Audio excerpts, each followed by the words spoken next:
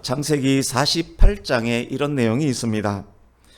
애굽의 총리 요셉이 두 아들 므낫세와 에브라임을 데리고 죽음이 임박한 아버지 야곱에게로 갑니다.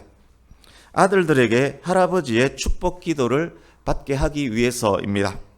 눈 어둡고 거동도 불편한 아버지가 축복하기에 불편하지 않도록 큰아들 므낫세를 야곱의 오른손 편에, 둘째 에브라임을 왼손 편에 세우고 야곱 가까이로 이렇게 인도합니다. 오른손을 맏아들 머리 위에 올리고 왼손을 둘째 아들 머리 위에 올리게 하기 위함이었습니다. 그런데 무슨 일입니까? 야곱이 팔을 X자로 해서 큰 손자에게 왼손을 얹고 작은 손자에게 오른손을 얹습니다. 놀란 요셉이 아버지의 손을 오른손을 큰 손자 머리 위에 올리게끔 아버지 손을 잡아 끕니다. 그리고 말합니다. 아버지 왁합니까? 오른손을 큰 손자에게 올려야지요. 아브라함, 이삭, 야곱 등 족장들의 축복은 매우 귀한 것이었습니다. 그들의 축복은 머리 위에 손을 얹어 기도하는 안수기도 형태였을 것입니다. 그들의 축복은 후대에 그대로 성취되었음을 우리가 압니다. 요셉이 안수의 중요성을 알았습니다. 형제들보다 자기 아들들에게 먼저 아버지 야곱의 축복을 받게 하기 위해서 데려온 것이었습니다. 뿐만 아닙니다. 오른손을 누구 머리 위에 올리느냐, 그것까지에도 관심을 가졌습니다. 그만큼 머리에 손을 올리고 기도하는 족장들의 축복이 귀하고 효력이 있었다는 말입니다. 아브라함, 이삭, 야곱 모두는 위대한 하나님의 사람이었습니다. 그들의 축복은 당연히 귀합니다. 안수는 얹다, 의지하다 의미의 사마크와 손을 의미하는 야드가 합쳐진 단어입니다. 머리에 손을 얹는 것이 곧 안수입니다. 안수를 행할 수 있었던 사람은 매우 제한적입니다. 이스라엘 족장들, 즉 가장들, 그리고 제사장들, 모세 등이 안수를 행했던 구약의 사람들입니다. 신약 성경에도 매우 제한적으로 나옵니다. 예수님과 사도들 외에는 거의 없습니다. 그래서 기독교 거의 모든 교단에서도 목사 외에는 안수함을 허용하지 않습니다. 그렇지만 가장이 자녀들을 위해서 안수하며 기도하는 것은 허용하면서 권합니다. 각 가정의 가장 여러분들, 신실한 성도로 살면서 자녀들 머리에 손 얹고 매일매일 기도하시기 바랍니다. 자녀들이 하나님의 영광을 위한 사람으로 점점 더 만들어질 것입니다. 그렇다면 안수를 통해서 어떤 일이 행해지는 것일까요? 안수를 통해서 축복합니다. 아브라함, 이삭, 야곱이 그랬었고 예수님께서도 그러셨습니다. 안수를 통해서 병고침이 일어나기도 합니다. 예수님도, 아나니아 선지자도, 바울도 병고침을 위해서 안수했습니다. 하나님의 치유 능력이 하나님의 사람의 안수를 통해서 전달되는 것입니다. 또 있습니다. 안수를 통해서 후계자를 임명하기도 했습니다. 모세가 안수해서 여호수아를 후계자로 세웁니다. 교회에서 안수해서 목사, 장로, 권사, 안수 집사를 세우는 것의 의미가 그것과 연결됩니다. 또 있습니다. 안수를 통해서 영적 은사가 흘러들어가기도 하고 초대교회 개종자들은 사도들의 안수를 통해서 성령을 받기도 했습니다. 그런 귀한 능력들이 나타나기에 많은 성도님들이 안수받기를 좋아합니다. 복을 좋아하는 성도들이 안수를 통해서 복받기 원합니다. 병자들은 병고침 받기 원하고 사역을 위해서 은사 받기 원하고 성령 충만함 받기를 원합니다. 한국의 성도들은 특히 안수 받는 것을 좋아합니다. 그래서 헌금 봉투 들고 안수 받기 위해서 능력 있다 하는 목사님 찾아서 기도원 쫓아다니기도 합니다. 어떤 목사들은 그것을 헌금 걷어들이는 수단으로, 개인 돈벌이 수단으로 이용하기도 합니다. 그러나 모든 안수가 복을 가져다 주고 병고침 받게 하고 은사가 전달되는 통로가 되는 것은 아닙니다. 복의 근원, 병고침의 근원, 은사의 근원은 하나님이시지 안수 그 자체가 아니기 때문입니다. 그런데 안수와 관련해서 의외적인 것이 하나 있습니다. 족장도 제사장도 지도자도 모세도 예수님도 사도도 아닌 일반인이 안수하는 경우입니다. 본문 1장 2절 보십시오. 레위기 1장 2절, 누구든지 여호와께 예물을 드리려거든 3절 4절 번제물로 드릴 흠없는 소나 양을 가져다가 죄용삼 받을 그 사람이 소나 양의 머리에 안수하고 5절 여호와 앞에서 그 소와 양을 잡을 것이요. 제사자가 죄용서 받기 위해서 소나 양을 속죄 제물로 드릴 때 소나 양의 머리에 손을 얹고 기도한 후에 그 짐승을 잡아야 한다는 말입니다. 이때의 안수는 무슨 의미일까요? 안수에 대한 여러 내용들의 공통점 한 가지가 있습니다.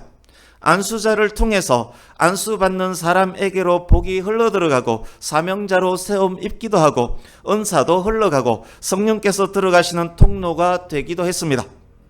안수자에게서 안수받는 자에게로 무엇인가 흘러 들어갔다는 것이 공통점입니다. 동일한 원리가 여기에도 적용됩니다. 제사자가 하나님의 요구하심에 합당한 흠없는 제물을 가져옵니다. 그 제물의 머리에 손을 얹고 안수합니다. 그때 안수하는 사람의 죄가 안수받는 제물에게로 전가됩니다. 어떤 학자들은 이때 안수자와 제물이 동일화가 형성된다라고 합니다. 그렇지만 전가와 동일화 개념은 사실상 거의 같습니다. 죄의 삭선 사망입니다. 죄 지은 자는 누구나 하나님의 진노 아래에서 죽음을 맞이해야 합니다. 그러나 죽음을 맞이하지 않아도 되는 방법이 있습니다.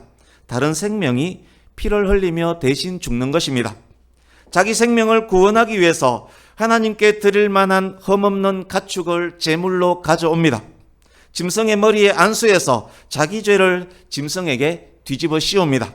제물과 제사자가 동일화되었습니다. 이제 죄를 뒤집어선 이 짐승이 제사자가 맞이해야만 하는 사망을 대신 맞을 것입니다. 죄로 인한 사망을 철저히 짐승이 감당하는 것입니다. 어떻게 철저히 감당하는지 이제 보겠습니다. 제사자가 안수한 짐승의 목을 베어 죽입니다. 제사장이 흐르는 피를 받아다가 회막 문과 제단 사방에 뿌립니다. 제사자가 죽은 제물의 가죽을 모두 벗깁니다. 본문을 눈으로 읽으시면서 들으면 더 이해가 잘 될 것입니다. 그리고 조각조각 토막냅니다. 각을 뜬다는 것이 토막낸다는 말입니다. 내장을 꺼내어서 깨끗이 씻습니다. 오물이 묻은 뒷다리 뼈들을 깨끗이 씻습니다. 활활 타오르는 번제단 위에 올립니다. 가죽을 제외한 나머지 부분 하나도 남기지 않고 모두 온전하게 불태워드립니다. 4절 뒷부분 보십시오. 이 제사가 드려질 때 제사자를 위한 속죄가 이루어집니다. 속죄로 번역된 히브리 원어는 속죄하다, 덮다, 진정시키다, 화해하다라는 의미입니다. 하나님께서 짐승의 피를 보십니다. 제사자가 죽음으로 치러야 할 죄값을 짐승이 대신 담당했음을 확인하십니다. 죄값은 이제 치러졌습니다. 짐승이 죽고 태워졌을 때 죄값이 치러졌습니다. 하나님의 공의가 만족되었습니다. 하나님께서 죄값이 치러진 제사자를 죄 없다라고 여겨주십니다. 짐승의 피가 제사자의 죄를 덮어버린 것입니다. 내가 내야 하는 벌금을 누군가가 대신 내준다면 나에게 벌금 낼 의무가 사라지는 것과 같습니다. 벌금 고지서는 폐기될 것입니다. 9절과 13절 보십시오. 이것이 하나님께서 받으시는 향기로운 제사가 됩니다. 죄의 결과로 대속물이 피 흘려 죽을 때 하나님과 제사자의 관계가 유지되고 회복되는 것입니다. 번제의 장면들을 제사자의 입장이 되어서 한 번 더 보겠습니다. 어떤 이스라엘 백성이 범죄했습니다. 속죄를 위한 번제를 드려야만 했습니다. 고르고 골라서 흠없는 양 한 마리를 여호와 앞에 끌고 왔습니다. 머리에 안수합니다. 목을 베어 잡고 나무에 매달아 껍질을 벗깁니다. 목에서 피가 줄줄 흐릅니다. 양은 고통으로 숨을 헐떡입니다. 가죽을 벗긴 몸에서 피는 뚝뚝 떨어집니다. 가죽 벗긴 양을 토막토막 잘라내고 내장을 꺼냅니다. 죄만 남기고 온전히 완전히 불태웁니다. 이때 이 제사자는 무슨 생각을 할까요? 올바른 상태의 예배자라면 어떤 생각을 할까요? 뿜어져 나오는 시뻘건 피, 죽어가며 숨을 헐떡이는 짐승을 보며 제사자는 생각할 것입니다. 아, 내가 저렇게 피 흘리며 죽어야 하는데 내가 저렇게 목이 잘리고 가죽이 벗겨져야 하는데, 저 눈물, 저 헐떡임은 나의 헐떡임이어야 하는데, 내가 저렇게 철저히 죗값을 치러야 하는데, 내가 나의 죄로 말미암아 저렇게 완전히 불태움 당해야 하는데, 나의 죄 때문에 흠없는 양 한 마리가 처절하게 철저하게 죽는구나. 대신 죽은 저 양으로 인해서 나의 죄를 용서받을 수 있구나. 죄는 정말 무서운 것이구나. 당연히 그런 생각하지 않겠습니까? 그렇습니다. 속죄의 제사를 드리는 것은 죄 용서 받음의 은혜뿐만 아니라 죄의 무서움, 죄의 심각성, 죄의 삭선 사망임을 다시금 깨닫고 알게 해줍니다. 하나님은 거룩하신 하나님이시기에, 죄에 대해서 진노하시는 분이시기에 번제단의 짐승처럼 철저히 죽어야 하는 자는 바로 자신임을 알게 해줍니다. 이제 한 번의 제사가 끝났습니다. 하나님께서 요구하시는 방법대로 죄 용서함 받기에 합당한 제사를 드렸습니다.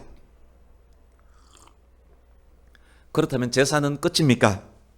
그렇지 않습니다. 구약의 제사는 완전한 제사가 아닙니다. 죄 지을 때마다 매년 제사해야 했습니다.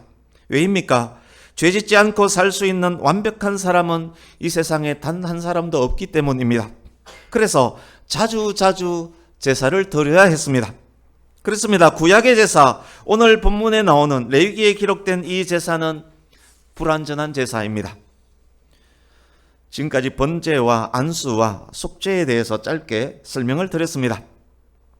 여기까지 들었을 때 뒤통수를 때리면서 떠오르는 어떤 장면 없습니까? 십자가에 예수 그리스도가 생각나지 않습니까? 그렇습니다. 당연히 그렇습니다. 성도라면 예수 그리스도가 생각나야 하고, 성경을 깨닫는 성도라면 십자가 대속의 의미와 연결할 수 있어야 할 것입니다. 함께 말씀 몇 곳을 확인하려고 합니다. 신약 성경 310페이지, 레위기는 표시해 두시고 에베소서 1장 7절 같이 읽습니다. 신약 310페이지,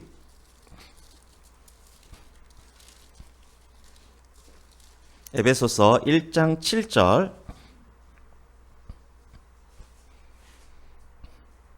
같이 읽습니다. 시작. 우리는 그리스도 안에서 그의 은혜의 풍성함을 따라 그의 피로 말미암아 속량 곧 죄사함을 받았느니라. 아멘. 그리스도께서 흘리신 피로 말미암아 죄사함 받았다라고 말씀합니다. 그것이 그리스도의 풍성한 은혜라고 말씀합니다. 그렇습니다. 십자가에 매달려 돌아가신 예수님은 죄인을 대신해서 죽은 대속물이었습니다. 흠없는 완전한 분이 십자가의 제물이 되어 우리 죄를 대속하셨습니다. 세상에서 가장 크고 귀한 은혜입니다. 에베소서 5장 2절도 읽습니다. 5장 2절 같이 읽습니다. 시작. 그리스도께서 너희를 사랑하신 것 같이 너희도 사랑 가운데서 행하라. 그는 우리를 위하여 자신을 버리사 향기로운 제물과 희생 제물로 하나님께 드리셨느니라. 아멘. 오늘 본문 9절 말씀처럼 그리스도의 제사는 향기로운 제물이었습니다. 그것이 그리스도의 사랑이라고 말씀합니다. 그렇습니다. 예수님은 하나님께 드려진 향기로운 대속의 제물이었습니다. 흠없는 완전한 분이 십자가의 제물이 되어 우리 죄를 대속하셨습니다. 세상에서 가장 크고 귀한 사랑입니다. 그러기에 오늘 본문 속에 묘사된 제물은 예수님의 모형입니다. 모형으로서의 짐승 제사와 예수님의 제사는 무엇이 다를까요? 많이 다릅니다. 이미 말씀드렸지만 한 번 더 설명드리겠습니다. 주보 오른쪽 하단에 있는 히브리서 10장 11절에서 14절을 같이 읽습니다. 주보 오른쪽 히브리서 10장 11절에서 14절 의미를 생각하시면서 같이 읽습니다. 시작. 제사장마다 매일 서서 섬기며 자주 같은 제사를 드리되 이 제사는 언제나 죄를 없게 하지 못하거니와 오직 그리스도는 죄를 위하여 한 영원한 제사를 드리시고 하나님 우편에 앉으사 그 후에 자기 원수들을 자기 발등상 되게 하실 때까지 기다리시나니 그가 거룩하게 된 자들을 한 번의 제사로 영원히 온전하게 하셨느니라. 아멘. 그리스도의 십자가 제사는 다릅니다. 아파트 모델하우스와 진짜 아파트가 다른 것과 같습니다. 하나님이 직접 인간으로 오셔서 인간을 위한 죄 없는 제물이 되셨습니다. 사람의 자녀들을 하나님의 자녀들 만들기 위해서 하나님의 아들이 사람의 아들로 오셨습니다. 놀라운 하나님의 은혜요, 놀라운 하나님의 사랑입니다. 거룩하신 하나님은 또한 사랑의 하나님이십니다. 죄인에게 진노하시는 하나님께서 죄인을 구원하시기 위한 길을 마련해 주신 것입니다. 그리스도의 제사는 단 한 번의 제사로 영원한 효력을 갖는 완전한 제사입니다. 그리스도의 제사는 제사자의 죄를 없이 할 뿐만 아니라 천국까지 이끌 수 있는 영원한 효력을 가진 제사입니다. 한 번으로 영원한 효력을 갖는 제사, 그리스도의 제사입니다. 십자가를 통해서 이제 그리스도의 제사를 좀 더 자세히 들여다보겠습니다. 그리스도의 제사는 십자가에서 이루어졌습니다. 십자가에서 어떤 일이 일어났는지 아십니까? 모두 다 설명하기 위해서는 시간이 너무 필요합니다. 성경 말씀을 충실히 반영한 영상 하나를 보려고 합니다. 2004년 개봉한 멜 깁슨 감독의 영화 패션 오브 크라이스트 영상에 이사야 53장 말씀을 가사로 해서 장욱조 목사님이 만든 그가 찔림은이란 곡을 입힌 영상입니다. 본문 레위기 말씀을 기억하시면서 보시기 바랍니다. 죽임당하고 피 흘리고 조각조각 잘리워지고 내장까지 꺼내져서 완전히 불태워진 흠없는 양, 그렇게 죽은 대속의 제물 예수 그리스도를 기억하시면서 보시면 좋겠습니다.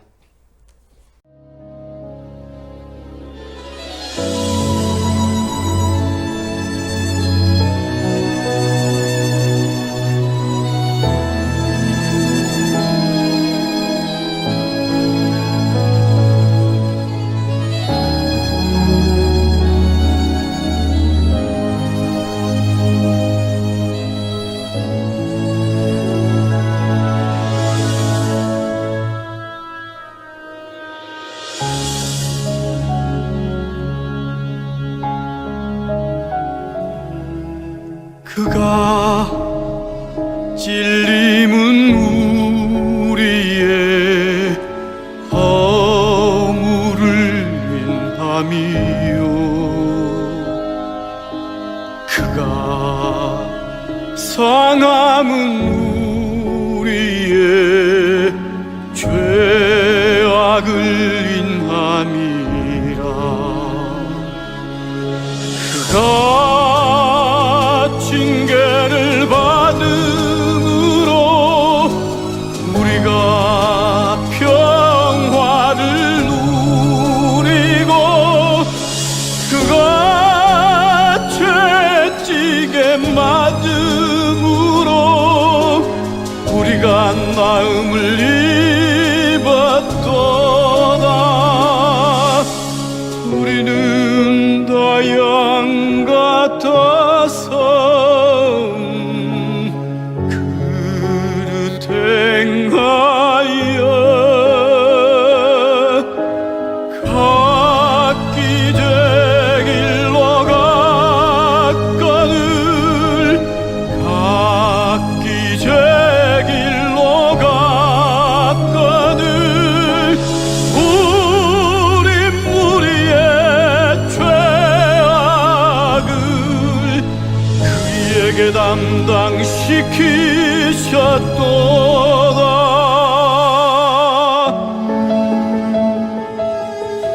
엘리 엘리 라마 사박다니 나의 하나님 어찌하여 나를 버리셨나이까. 아버지여 내 영혼을 아버지 손에 부탁하나이다.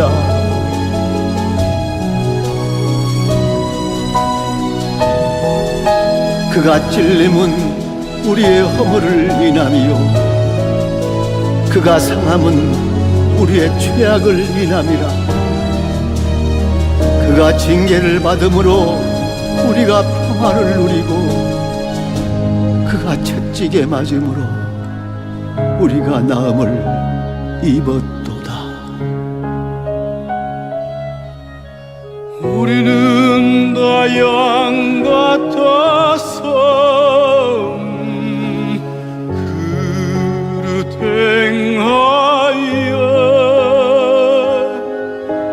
각기 제 길로 갔거늘 각기 제 길로 갔거늘 우린 무리의 죄악을 그에게 담당시키셨도다. 우린 무리의 죄악을 예수님께 담당시키셨도다.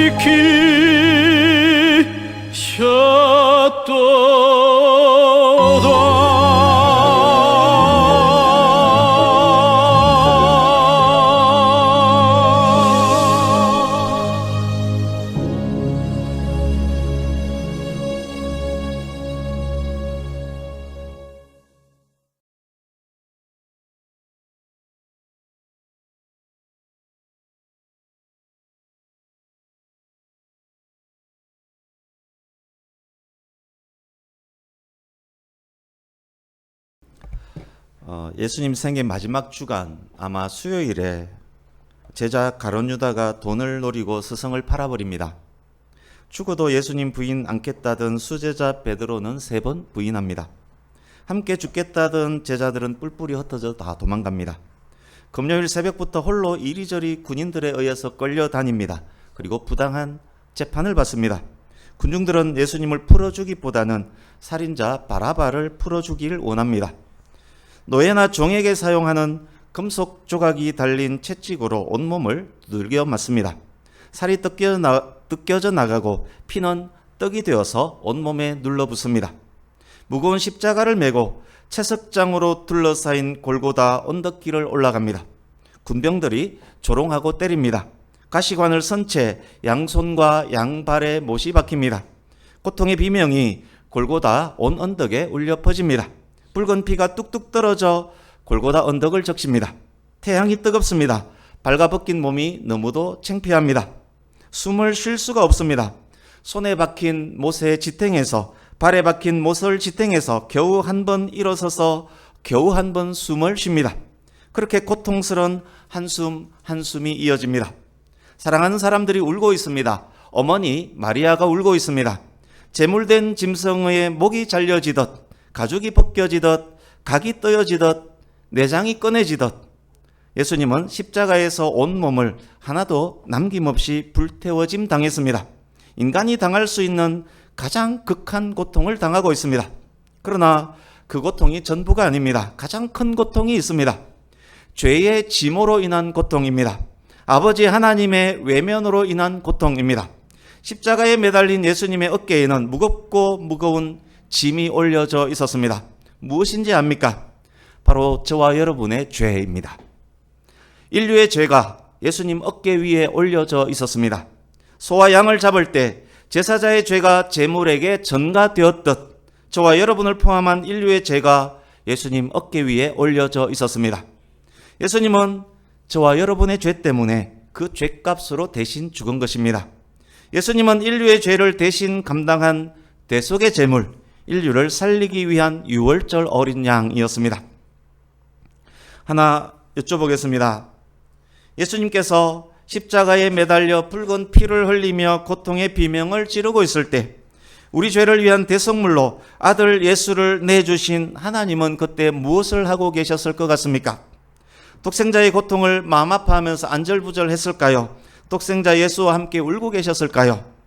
아닙니다. 그렇지 않습니다. 하나님은 오히려 십자가에 매달린 예수를 때리며 저주했습니다. 왜인지 아십니까? 예수님 위에 놓인 저와 여러분의 죄 때문입니다. 하나님은 거룩하신 분이기 때문에 죄를 보시면 진노하십니다. 십자가에 매달린 예수는 인류의 죄를 짊어진 죄 덩어리 죄의 엑기스였습니다. 하나님의 진노가 십자가의 그리스도에게 퍼부어집니다.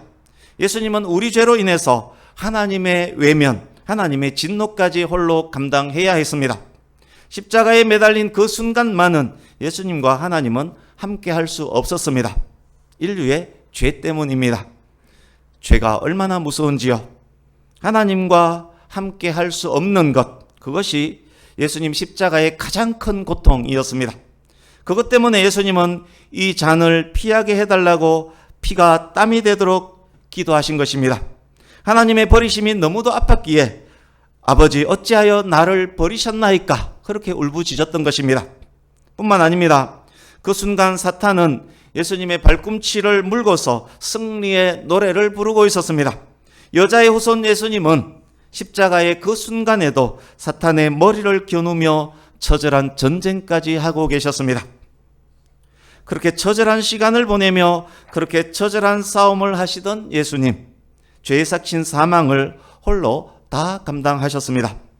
그리고 사탄의 머리를 밟습니다. 그것은 부활로 증명이 됩니다. 다 이루셨습니다. 다 이루었다 말씀하시고 운명합니다. 예수님은 양편의 죄수보다 빨리 운명하십니다. 고통이 너무도 컸었기에 예수님의 심장은 찢어졌을 것입니다. 양편의 강도는 아직도 한숨 한숨 호흡을 합니다. 안식일이 오기 전에 빨리 시체를 처리해야 했었던 당국자들, 아직 한숨 한숨 쉬고 있는 양편의 강도를 빨리 죽게 하기 위해서 해머로 무릎을 꺾어버립니다. 예수님의 무릎은 꺾을 필요가 없었습니다. 이미 죽었기 때문입니다. 예수님은 성경에 예언된 대로 그 뼈가 하나도 꺾이지 않습니다. 대신 옆구리에 창이 찔리고 그 구멍으로 마지막 피 한 방울 물까지 다 쏟으십니다. 피 한 방울, 물 한 방울 남기지 않고 십자가 번제단 위에서 온전히 태워진 것입니다. 예수님은 그렇게 돌아가셨습니다. 십자가에 매달린 죄덩어리를 저주하며 진노하며 때리시던 하나님께서 예수님께서 다 이루셨다 말씀하시고 운명하시자 그때서야 우십니다. 아까 영상의 마지막 장면, 하나님의 눈물 보셨습니까? 하나님의 눈물을 표현한 것일 것입니다. 예수님이 다 이루셨을 때 하나님은 우시고 성전 지성소 휘장이 위에서 아래로 찢어집니다. 땅이 진동하며 바위가 터집니다. 거룩하신 하나님께서 용납하신 하나님과 인간과의 화해입니다. 땅이 진동하고 바위가 터진 것은 그때서야 눈물 흘리신 하나님 마음의 표현이기도 할 것입니다. 땅이 흔들리고 바위가 터지듯 하나님의 심장도 터질 정도로 아팠을 것입니다. 여러분, 이 모든 것이 누구를 위한 것입니까? 이 모든 것 무엇 때문입니까? 그렇습니다. 예수님의 고난도 고통도, 하나님의 때리심도, 하나님의 저주도, 하나님의 눈물도, 그 모든 것이 저와 여러분을 향한 사랑 때문입니다. 죄인에게는 진노하시지만 그 죄인마저 사랑으로 구원하시려는 하나님의 사랑입니다. 우리가 아직 죄인 되었을 때 독생자 예수를 내어주신 하나님의 사랑입니다. 우리 모두의 죄악을 독생자 예수에게 담당시키기까지 사랑하신 하나님의 사랑입니다. 이것이 예수 그리스도의 십자가, 예수 그리스도의 십자가에서 바로 이런 일이 일어났습니다. 우리 죄를 대속하시기 위해서 우리를 사랑하시기 때문입니다. 예수님의 십자가를 보면서 우리는 무슨 생각을 하여야만 합니까? 십자가의 고통으로 죽어가셨음을 묵상할 때 우리는 무엇을 느끼고 깨달아야 합니까? 소와 양이 피 흘리며 비명 지를 때 제사자가 무슨 생각을 했었던가요? 저렇게 철저히 처절히 죽어야 할 자는 예수님이 아니라 바로 나구나. 그렇습니다. 저토록 비참하게 죽어야 할 사람은 바로 저와 여러분입니다. 하나님의 진노 앞에 놓인 죄인은 저렇게 죽어야만 합니다. 그런데도 감사하게 나 같은 죄인들을 위해서 하나님께서 예수님을 보내주셨습니다. 죄 없으신 예수께서 제물될 자격 갖춘 유일한 예수께서 온전한 죄물이 되어 우리 죄를 대신 다 뒤집어쓰고 대신 죽으셨습니다. 우리가 대속의 제물 되신 예수님을 마음으로 믿고 입으로 시인할 때 예배자의 허물은 용서함 받고 죄는 그리스도의 보혈로 가리움을 얻게 되는 것입니다. 죄인에게 진노하시는 거룩하신 하나님, 우리가 아직 죄인 되었을 때에 독생자 예수를 내어주신 사랑의 하나님, 예수님의 십자가를 통해서 구원의 하나님, 구원의 예수님, 존귀한 주 예수 그리스도 이름을 우리는 그렇게 기억하는 것입니다. 예수님이 우리의 주와 그리스도임을 마음으로 믿고 입으로 시인할 때, 그때 우리는 성도 하나님의 자녀가 되는 것입니다. 말씀을 마무리해 가겠습니다. 오늘도 조금 깁니다만 마무리해 가겠습니다. 사랑하는 성도님 여러분, 이제 아셨습니까? 예수님의 십자가 의미가 무엇인지 몰랐던 분들, 왜 예수님을 믿어야 죄사함을 얻게 되는지 모르셨던 분들, 이제 아셨습니까? 왜 예수님만이 우리의 죄 문제를 해결할 수 있는 분인지, 죄인에게 진노하시는 거룩하신 하나님이 어떻게 죄인들을 용서할 수 있는지를, 어떻게 하나님의 공의와 하나님의 사랑이 동시에 만족될 수 있는지를, 그렇습니다. 예수님 십자가의 완전한 제사로 인해 가능한 것입니다. 예수님의 십자가가 아니고는 무엇으로도 우리의 죄 문제는 해결될 수 없습니다. 우리가 예수님의 십자가를 알고 깨닫고 믿고 십자가에 매달려 돌아가신 예수님을 주와 그리스도를 믿게 될 때 어떤 일이 일어나는지 아십니까? 전가와 동일화에 대한 말씀 기억하십니까? 우리가 예수님을 나의 구원주로 믿고 나의 죄를 십자가 예수님 앞에 내려놓고 예수님 안에서 하나님께 죄 용서를 구하는 그 순간에 흠없는 예수님의 의는 믿는 자에게로 전가됩니다. 예수께서 십자가에서 흘리신 그 피가 우리 죄를 대속하는 것입니다. 예수께서 십자가에서 흘리신 그 피가 우리의 죄를 가리고 덮어주는 것입니다. 그때 하나님께서 더 이상 우리 죄를 보시지 않습니다. 우리 죄는 가리워졌고 믿는 자 속에 있는 예수 그리스도의 의만을 하나님께서 보십니다. 하나님께서 독생자 예수 그리스도를 믿는 성도에게 이제 이렇게 말씀하시며 선포하십니다. 너 의롭다. 너에게는 내가 인정하는 의가 있다. 이제 그 누구도 너를 정죄할 수 없다. 너의 죄값은 내 아들 예수가 대신 치렀다. 내 아들을 죽게 하면서 구원한 너는 내 아들이다. 너는 내 딸이다. 내가 오늘 너를 낳았다. 이것이 구원입니다. 이것이 믿음으로 의롭다함을 얻는 것, 이신칭의입니다. 이것이 거듭남 중생입니다. 하나님의 사랑이고 은혜고 하나님의 선물입니다. 믿음으로 구원받아 거듭난 사람들을 성도, 하나님의 백성이라고 부릅니다. 그러기에 성도에게는 이제 더 이상 짐승제사가 필요 없습니다. 성도가 되었다고 죄짓지 않는 것은 아닙니다. 그러나 예수 그리스도의 제사는 단번에 드려진 영원한 효력을 갖는 제사이기에 성도는 그리스도 안에서 다 용서함 얻을 수 있습니다. 뿐만 아닙니다. 하나님께서는 성도들을 위해서 영원한 천국을 준비하셨습니다. 예수 그리스도의 제사는 천국에까지 효력을 갖는 영원한 제사이기 때문입니다. 이 얼마나 큰 은혜, 큰 사랑입니까? 성도라면 어찌 이 놀라운 사랑에 감동하며 찬양하지 않을 수 있겠습니까? 하나님의 놀라운 사랑, 예수 그리스도의 놀라운 사랑, 그 사랑에 감사하며 감탄하며 찬송하며 그 사랑을 전하는 삶을 사는 저와 여러분 되시기를 십자가에서 구원을 이루신 나사렛 예수님 이름으로 축복합니다. 아멘. 이어질 말씀과 관련해서 한 가지만 짧게 말씀드리고 마치겠습니다. 이 점에서 이런 질문할 수 있습니다. 그렇다면 성도는 죄 지어도 되겠네. 영원한 효력을 가진 그리스도의 제사 안에 있다면 죄 짓고 그리스도의 이름으로 또 용서 빌면 되겠네. 제사의 효력은 영원하니 아사 진짜 할렐루야로구나. 과연 그것이 그런지는 다음 주에 말씀드리겠습니다. 오늘 말씀 기억하시면서 살아가실 때 십자가의 의미를 늘 묵상하며 산다면 진정 승리하는 삶이 될 것입니다. 기도하겠습니다.